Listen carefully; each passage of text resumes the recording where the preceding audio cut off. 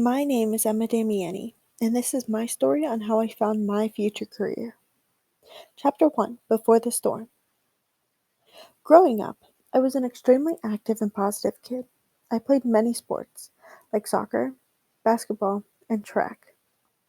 I had really good grades, especially in science, and I loved music with all of my heart. I even wanted to be a music major for clarinet when I graduated.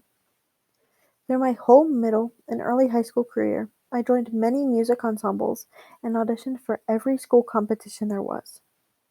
I even wanted to be in a Broadway pit ensemble for a job. Unfortunately, my younger self never saw what my life was about to become. Chapter 2: The Start of the Worst. Around 7th grade, I started to become extremely clumsy. I had many injuries simply from jogging or walking, from a broken foot, a sprained knee, to even a torn shoulder that needed surgery. I went from being rarely injured to being injured most of the time. I had to quit all of my sports that I loved so much. Luckily, I still had music. I decided to join theater to stay active and continue to do what I loved. I would watch and listen to every Broadway show as my happy place.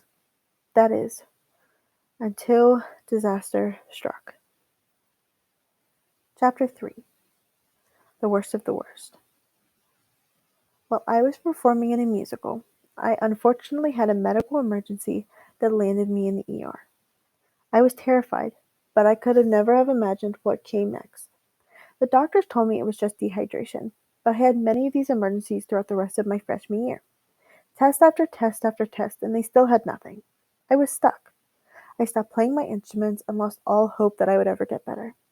I still kept having these episodes and they became increasingly worse. Finally, I was diagnosed with something called non-epileptic episodes. These are in essence a series of events that have similar characteristics to seizures but happen with normal brain waves. These have no known cause and no known cure. While to many this seems grim and hopeless, to my family and I, this was everything. I learned that I was not crazy and that something really was going on, which leads me to today. Chapter 4: What I Learned. Over the many years that I've been dealing with this issue, I've learned many things. I have learned how to advocate for myself, both in and out of the hospital. Speaking up used to be a challenge for me, but now is vital in myself getting better. I also learned to never give up, even when everyone and everything tells you to.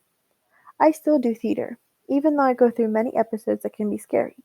I make sure to stay safe, but also do things that I love. Along with this, I learned how to face my fears in a way that was beneficial to me in the end.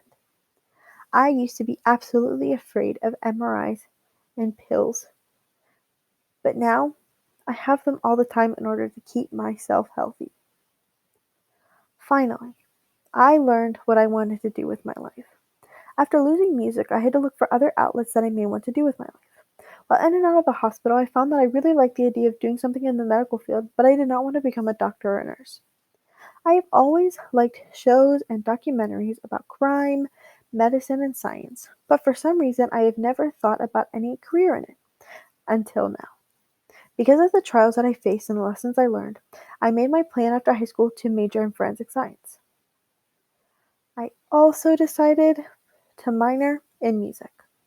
Because, like I said, no one can stop me from at least trying to obtain my dreams. To this day, I still have these issues all of the time.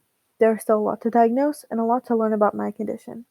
However, I have taken control of my life and I am ready to take on what life throws at me and make the best out of it.